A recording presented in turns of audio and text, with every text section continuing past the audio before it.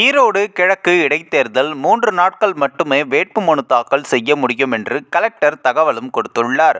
ஈரோடு கிழக்கு தொகுதியில் இடைத்தேர்தல் அறிவிக்கப்பட்டுள்ளது. வேட்புமனு தாக்கல் வரும் 10ஆம் தேதி தொடங்கி 17ஆம் தேதி வரை நடைபெறும் என்று தேர்தல் ஆணையம் அறிவித்துள்ளது. எனினும் இடையில் பொங்கல் விடுமுறை நாட்கள் இருப்பதால் 3 நாட்கள் மட்டுமே வேட்புமனு தாக்கல் செய்ய முடியும் என்று தெரிவிக்கப்பட்டுள்ளது. இது தொடர்பாக தேர்தல் நடத்தும் அலுவலரும் மாவட்ட ஆட்சியருமான ராஜகோபால் சுங்ரா அவர் அளித்த பேட்டியில், அப்படி ஈரோடு கிழக்கு தொகுதி எம்எல்ஏவாக இருந்த EVKS இளங்கோவன் கடந்த மாதம் உடல்நலக்குறைவால் காலமானார்.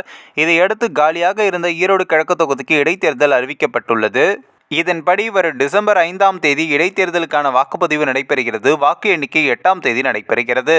தேர்தலில் போட்டியிட வேட்புமனு தாக்கல் வரும் 10ஆம் தேதி நடைபெறுகிறது. வேட்புமனுக்கள் மீதான பரிசீலனை 18ஆம் தேதி நடைபெறும்.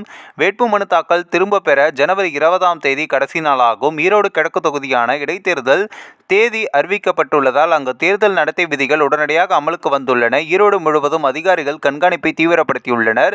ரூபாய் 50,000க்கு மேல் எடுத்து செல்லும் போது உரிய ஆவணங்கள் வைத்திருக்க வேண்டும். வாக்காளர்களுக்கு பணம் கொடுக்கப்படுகிறதா என்ற கேள்வியும் என்பதை கண்காணிக்க பறக்கும் படைகளும் அமைக்கப்பட்டு கண்காணிப்பு தீவிரப்படுத்தப்பட உள்ளது. தேர்தல் நடத்தும் அலுவலருமான ராஜகோபால் சுங்ரா செய்தியாளர்களுக்கு பேட்டியளித்தார். அப்போது அரசு விடுமுறை நாட்களில் வேட்புமனு தாக்கல் செய்ய முடியாது. மேலும் 10ஆம் தேதி, 13ஆம் தேதி மற்றும் 17ஆம் தேதி ஆகிய நாட்களில் மட்டுமே வேட்புமனு தாக்கல் செய்ய முடியும். 17ஆம் தேதி உள்ளூர் விடுமுறை அறிவிக்கப்பட்டாலும் விதிகளின்படி அன்றைய தினம் வேட்புமனு தாக்கல் செய்யலாம். 3 நாட்கள் மட்டுமே வேட்புமனு தாக்கல் செய்ய முடியும். வேட்புமனுக்கு காலை 11 மணி முதல் மாலை 3 மணி வரை மட்டுமே பெறப்படும் என்று அவர் தெரிவித்துள்ளார். இந்த ஒரு வீடியோ குறித்து உங்களுடைய கருத்துக்களை நீங்க மறக்காம கமெண்ட்ஸ்ல சொல்லுங்க. நம்ம ஏஷியாநெட் நியூஸ் தமிழையும் தொடர்ந்து ஃபாலோ பண்ணுங்க.